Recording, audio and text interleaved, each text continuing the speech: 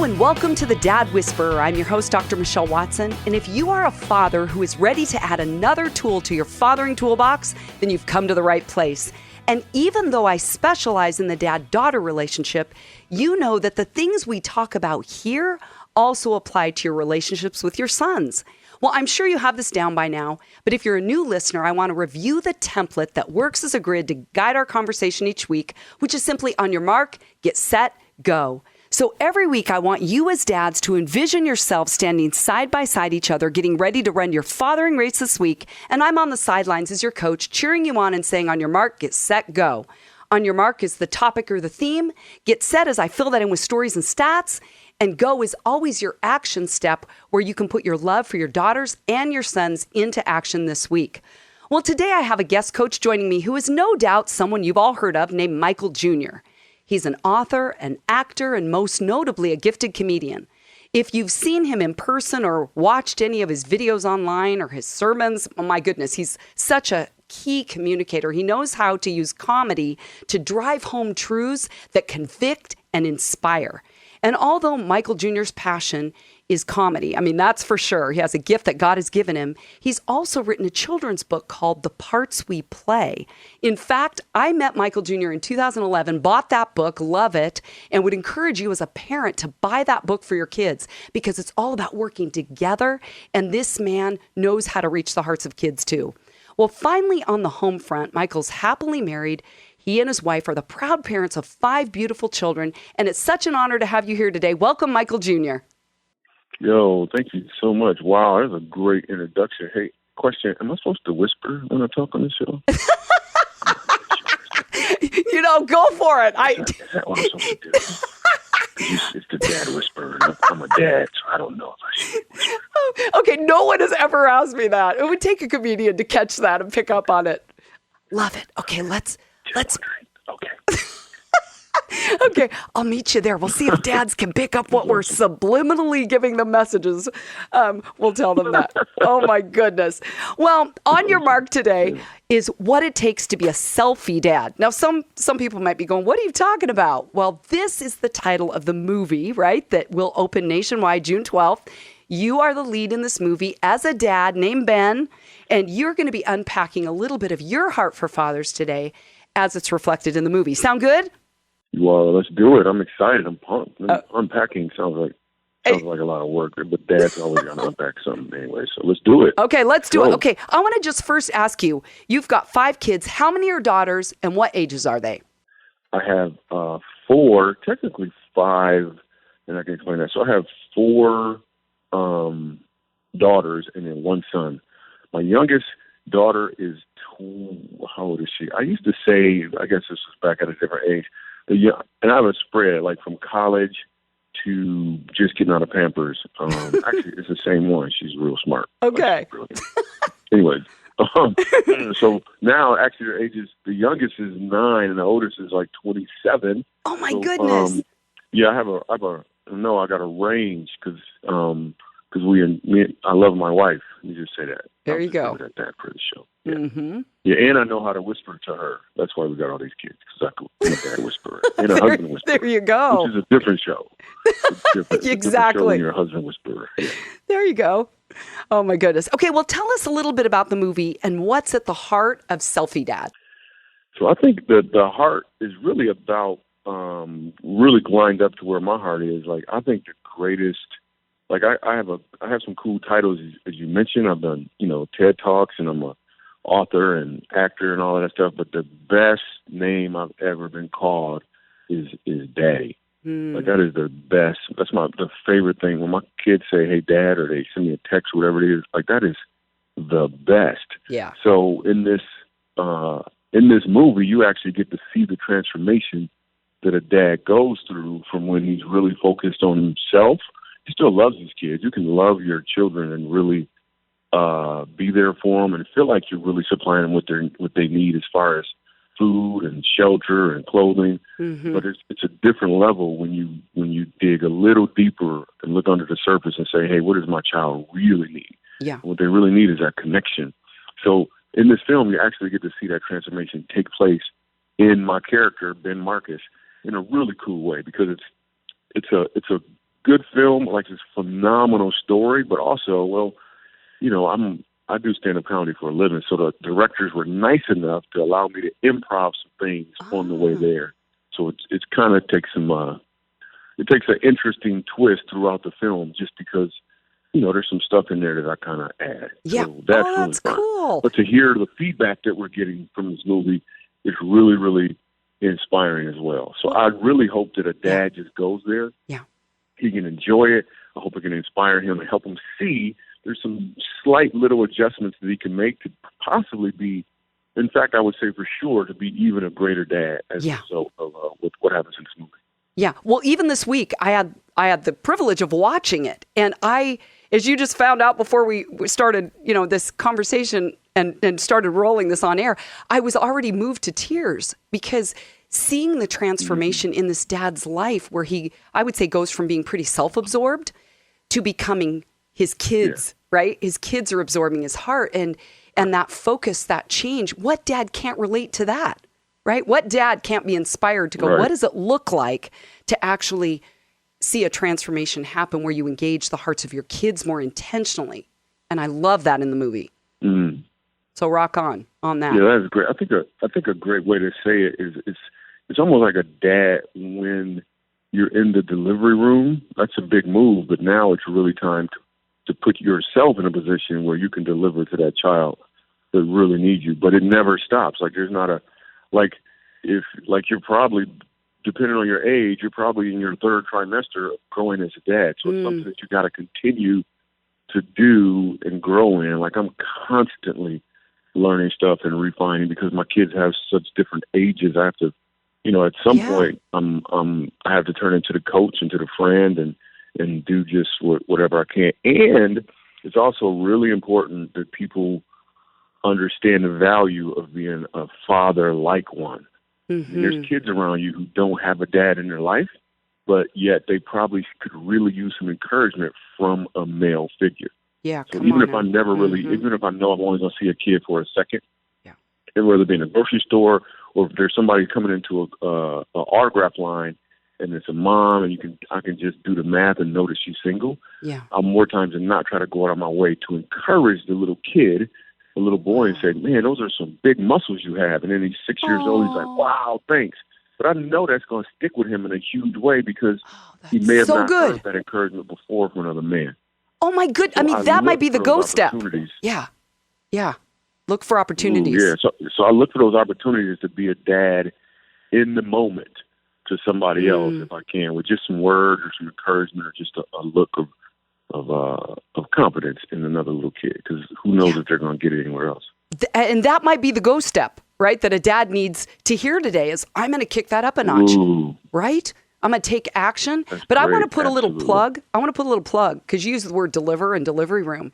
Is those listening, just type in Michael Jr. delivery room, and you're going to watch a 3.5-minute video about what it was like when Michael's daughter heard his voice in the delivery room. I mean, that one goes to the heart of dads, right? I don't think they can watch that. Like that video, not tear up. It's amazing. Like that video, the video she's talking about, I took the video, but I didn't really get a chance to take in what it meant until I sat down and watched the video. It is so powerful. I mean, it is. Oprah contacted me and asked if she could use the video because she was so impressed with it. Wow. And then, and we said, yeah. So it's such a powerful video. Yeah, just put in Michael Jr. in delivery room. Because it shows, it shows the power of a dad's voice, right? His influence in his kids' lives from the moment they're born, even in utero. And I think sometimes dads get beaten down enough, whether it's their own internal critic or in the culture, to not think they're enough. And I think one of the things I loved in the movie too, Michael Jr., is that you talked about the history, kind of the hand you'd been dealt from your dad, and yet you broke the chain. I loved how your friend in the movie said, you get to be the chain breaker. And I think that's a message dads need to hear too. Yeah, because we all have some sort of chain that's holding us back in some way or another. And if we don't purposely say, hey, what am I going to do to make myself better? Just by making yourself better by default, you're at least weakening the chains that could hold your child back as well. Yeah. So it just puts you in a much better position. So when you grow as a man, it's not only going to affect you, it's also going to affect the the generations to come. So there's a video blog that I did where I talk about how my dad was very abusive verbally, very, very abusive verbally to me. So I see, meaning when my dad would cut my hair, it would get very, he would get loud. And he would, like, if I moved, he would raise his voice, and it really messed with my self-esteem, like, a lot. Like, yeah, I of couldn't course. budge when he was cutting my hair, and it was hard because he would raise his voice. And I used to be a little upset about that, but then when I got a little older, my uncle told me about when my grandfather would cut my dad's hair and his hair. And my grandfather drank a lot, and he was very abusive, and he wouldn't remember the things he did. But he explained to me one time when my dad was getting his hair cut, and he would move a little bit, and my grandfather would actually take the clippers and hit my dad upside his head. So now my dad is in tears, crying with blood coming down his head while he's cutting his hair. Wow. So at the end of this, I realized, wow, how blessed am I that my dad raised his voice at me and never hit me. You know what I mean? So instead of being upset that he raised his voice, I can see that he actually broke the chain of abuse. Even though it was verbal abuse, he broke the chain of that abuse and didn't touch me. So now when I cut my son's hair, which actually I'm going to do when I get off the phone, but ever since he was young, we laugh and giggle while I'm cutting his hair. And I remember cutting my son's hair, and we're laughing. He would move his head, and then I would thump him in his neck playfully, and he would giggle. Yeah. And I remember thumping him that one time and saying, wow, how far have we come from where it used to be to where it is now, really because my dad stepped up and said, I am not going to abuse my son the way I was, and now me and my son have this amazing relationship. And I can't even imagine what the relationship with him and his son will be like. And we're saving a lot of money on haircuts. So that's awesome. Oh, my goodness. Absolutely. The exciting part about that was after that in particular event, I had a guy approach me because I actually told that story on stage. It's also a vlog. But I told that story on stage once during a Father's Day message, and I had a guy, he was an older guy, 60, he looked kind of wore down, and he said to me tearfully, and he said, you know what? I realized today my dad actually, I'm going to call him up and let him know that I love him. Because although he beat me, he never broke any bones. So I know that may seem weird to some of the listeners, but the fact that he can find some good somewhere because he realized how much his dad had gone through. So now he found something good, and he can call his dad and appreciate him. It's all about how you look at something. Exactly. So it's all about your perspective of it. So now he saw that, he tearfully, and the guy called his dad as he's walking out of the venue. So he could do it to me like that. Just is amazing to me. So it's really about perspective.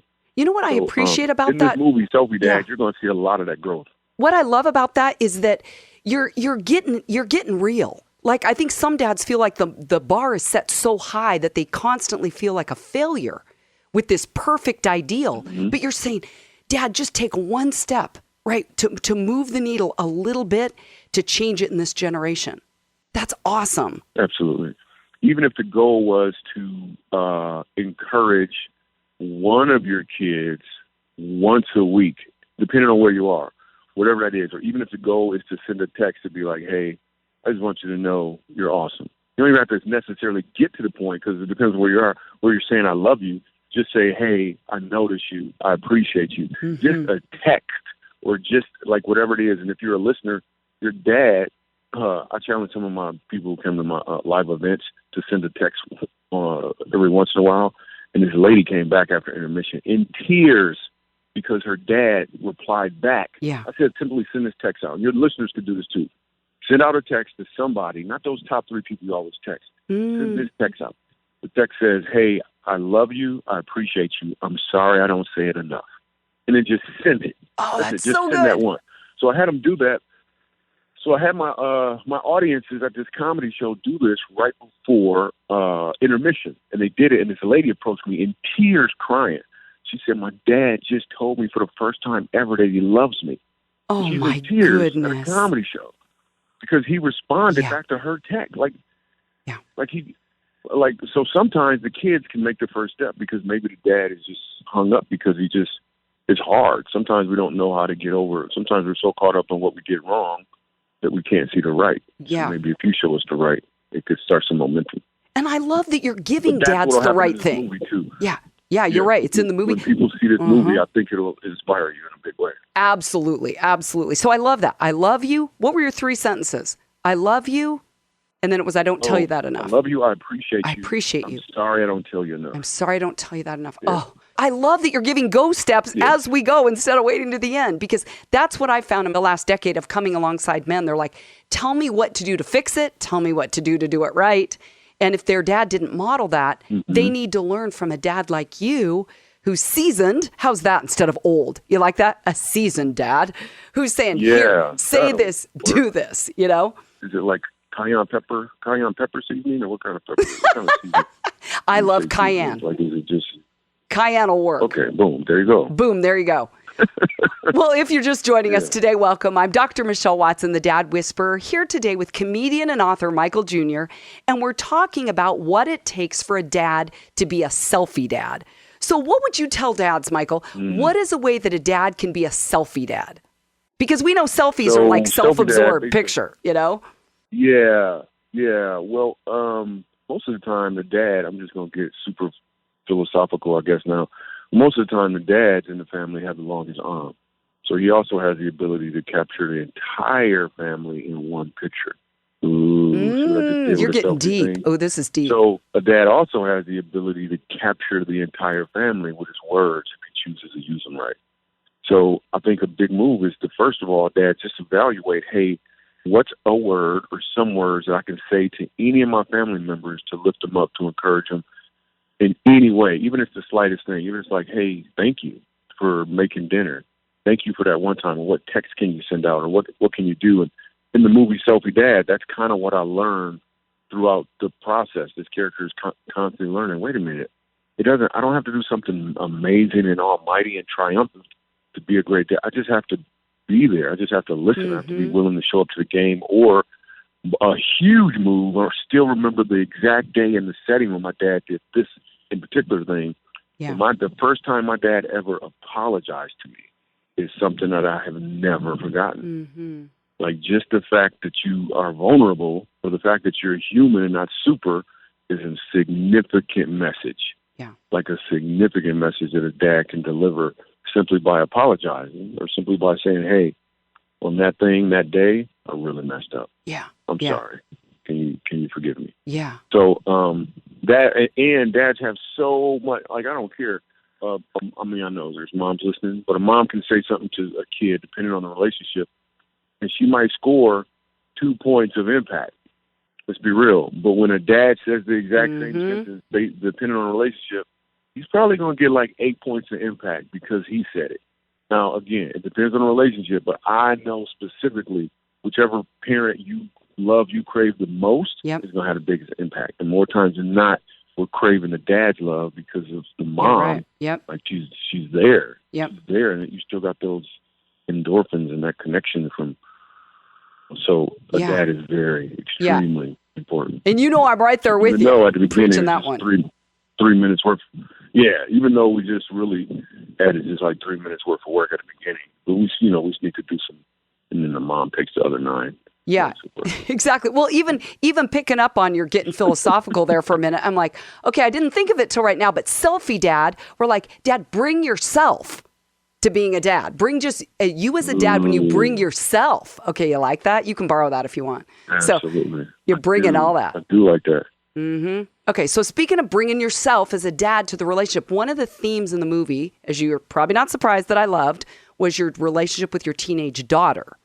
So what would you tell other dads that might be a little bit distracted or kind of missing what's going on with their daughter? How would you tell a dad with a teenage daughter to dial in more intentionally to her heart? Because it's kind of a tough season for a lot of teenage girls.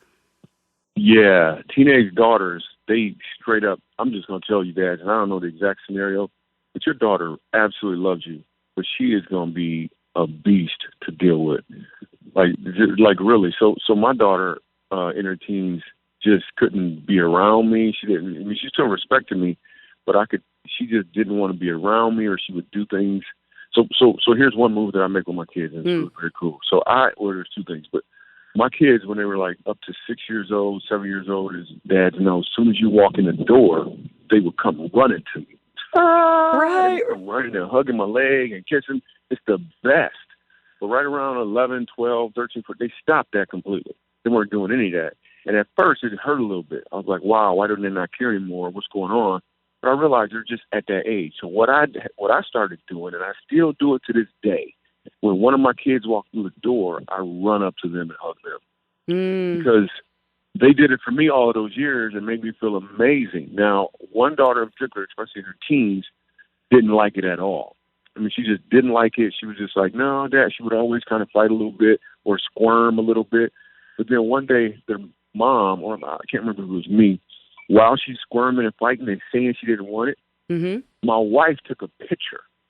And I remember seeing this picture on my wife's phone, and I looked at it, and it was 100% smile, even though she was saying something different. Oh, wow. And I looked at that picture, and I was like, this picture does not